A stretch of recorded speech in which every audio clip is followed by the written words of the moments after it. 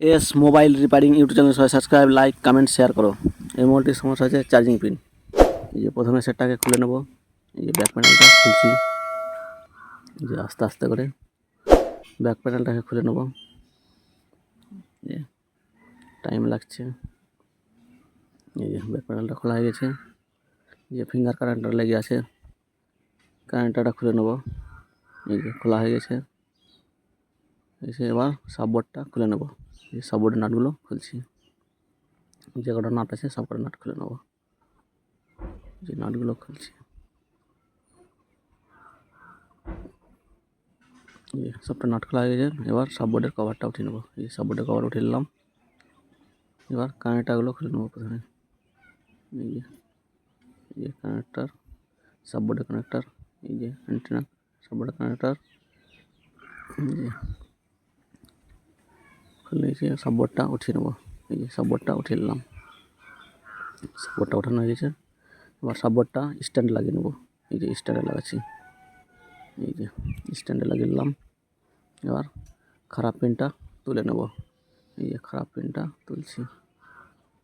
এই যে টাইম লাগছে।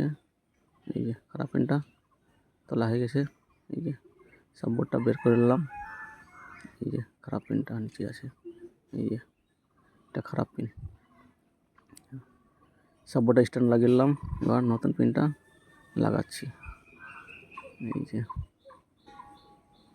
নতুন পিনটা ঠিকঠাক করে বসিয়ে নেব। এই যে বসানো হয়ে গেছে। এবার স্ট্যান্ড থেকে সাববোর্ডটা খুলে নিলাম। খোলা হয়ে গেছে। এবার সাববোর্ডটা মেন বোর্ডে লাগিয়ে নেব। এই যে মেন বোর্ডে বসাচ্ছি। এই যে বসানো হয়ে গেছে। এই যে কানেক্টটা লাগিয়ে নিলাম। এই যে অ্যান্টেনা কেবলটা লাগিয়ে নিলাম। এবার সাববোর্ডের কভারটা লাগিয়ে নেব। এই যে সাববোর্ডের কভারটা লাগাচ্ছি। এবার নাট দিয়ে টাইট করে নেব সাববোর্ডটা। এই যে নাটগুলো লাগাচ্ছি।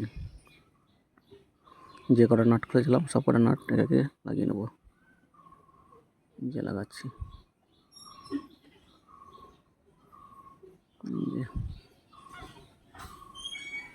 যে নাটগুলো দিয়ে টাইট করে নিলাম সাববোর্ডটা। আর একটা নাট আছে, লাগানো হয়ে গেছে। অ্যান্টেনা কেবলটা ঠিকঠাক করে বসিয়ে নেবো। বসানো হয়ে গেছে। এবার ফার্স্টে এই ফিঙ্গার কেবলটা লাগিয়ে নেবো। এই যে কানেক্টারটা এই যে লাগানো হয়ে গেছে। এবার ব্যাক প্যানেলটাকে ঠিকঠাক করে বসিয়ে নেবো। যে ব্যাক প্যানেলটা বসাচ্ছি। এই যে চারিদিকে চেপে চেপে ব্যাক প্যানেলটাকে বসিয়ে নেবো। এই যে বসাচ্ছি।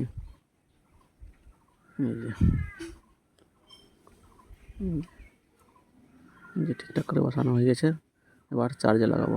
এই চার্জারটা লাগাচ্ছি। এই যে